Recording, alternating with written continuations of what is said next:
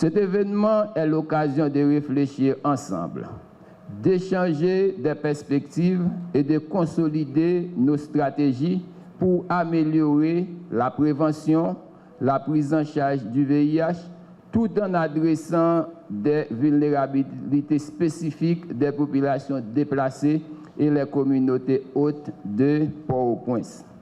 Nous sommes honorés de votre présence, chers partenaires. Durant cette journée, nous espérons que les échanges seront très fructueux et constructifs et qu'ils pourront déboucher sur des propositions concrètes et réalistes. Déjà, au nom de FEDA+, je vous souhaite la plus cordiale bienvenue. Il y a beaucoup de défis, mais vous avez quand même fait un pas en avant. Je voudrais aussi dire un mot par rapport au thème d'aujourd'hui qui est donc renforcer l'accès à la santé, la nutrition, l'information, les populations vulnérables et déplacées. C'est vraiment le contexte actuel de la lutte contre le VIH et la spécificité d'Haïti. On ne pourra pas parler de la réponse comme dans les autres pays où ici, il y a la question humanitaire, il y a la question des déplacés qu'il faudrait prendre en compte. Donc, c'est bien d'aborder ces questions.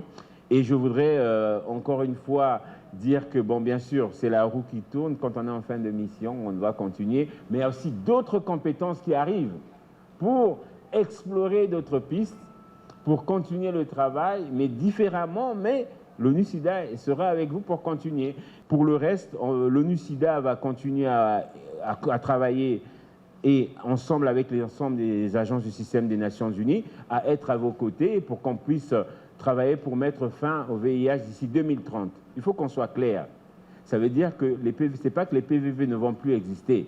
La définition de mettre fin au VIH, c'est de casser les nouvelles infections. Je ne sais pas si vous comprenez. Et ça, il faut que ça soit bien clair. C'est qu'on réduise les nouvelles infections. Et là, ça nous amène à des devoirs un peu stratégiques.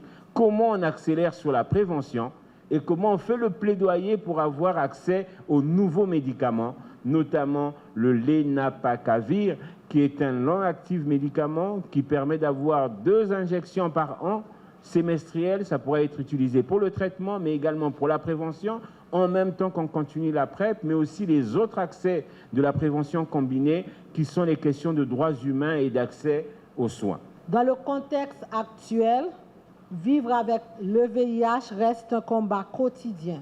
L'insécurité, les déplacements internes et la rareté des ressources compliquent l'accès aux soins, à la nutrition et à une information fiable. Pourtant, malgré ces défis, les communautés continuent de s'organiser, de se soutenir et de résister. La FEDAP incarne cette force collective. Vous démontrez que les personnes vivant avec le VIH sont des acteurs de changement, des leaders. Donc, nous voulons les féliciter pour cette initiative. Nous confirmons notre engagement à continuer à supporter la fédération ainsi que les associations dans cette lutte, malgré les difficultés. Utiliser ces défis pour venir avec des solutions innovatives pour le bien-être de tous les PVVIH et surtout les clients qui sont vulnérables.